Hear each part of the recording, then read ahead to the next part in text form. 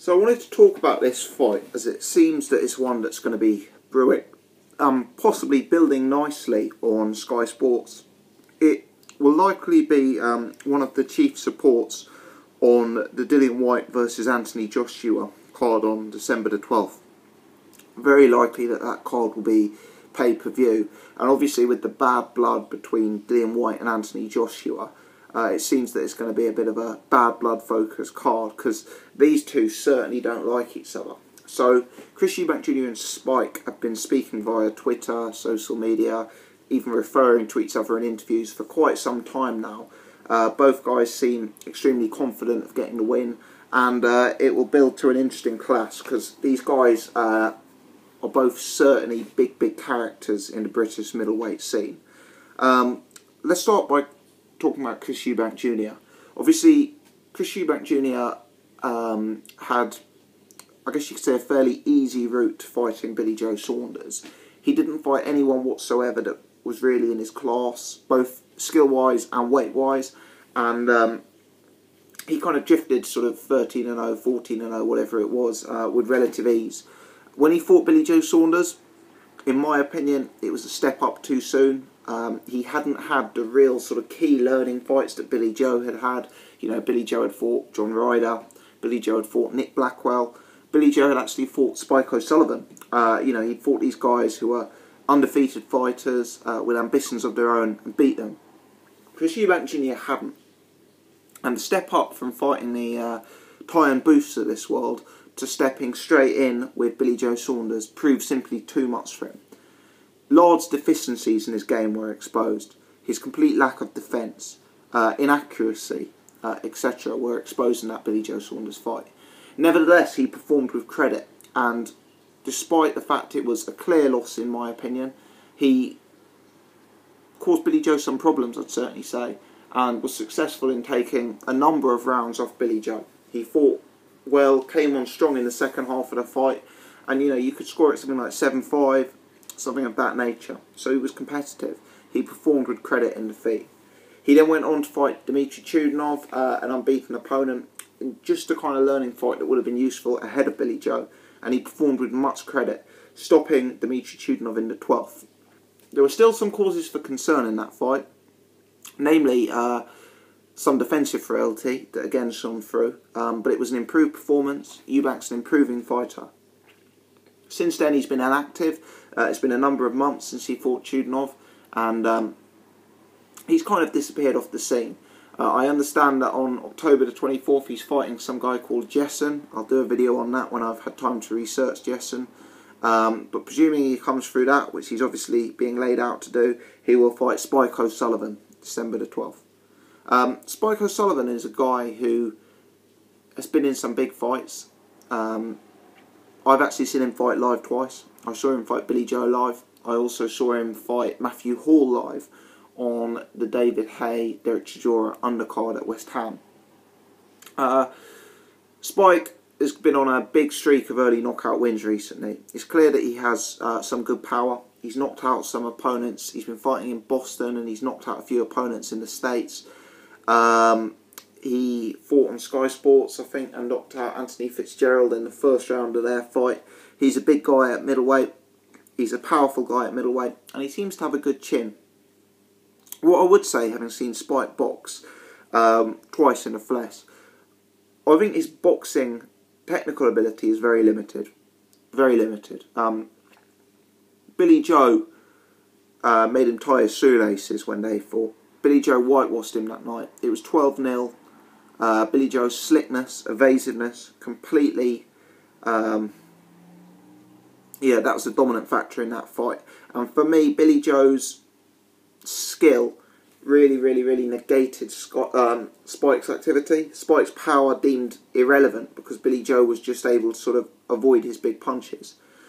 Similarly, when Spike fought Matthew Hall at Upton Park, that was a close fight. That could have gone either way.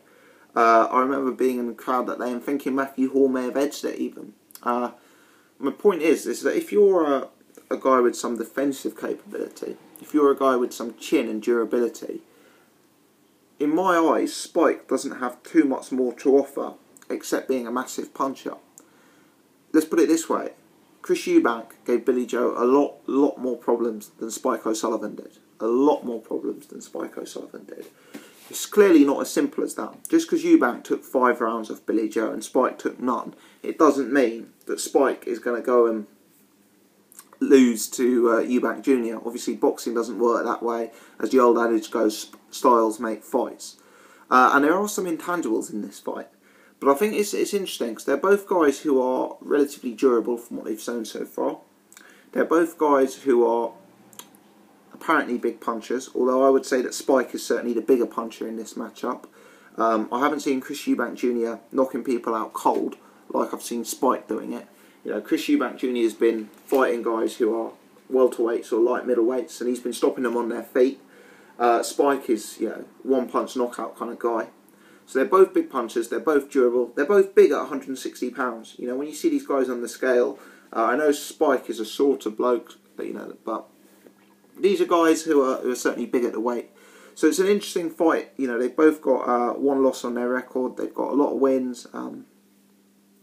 They probably should be ranked at similar levels due to the wins they've got under their belt.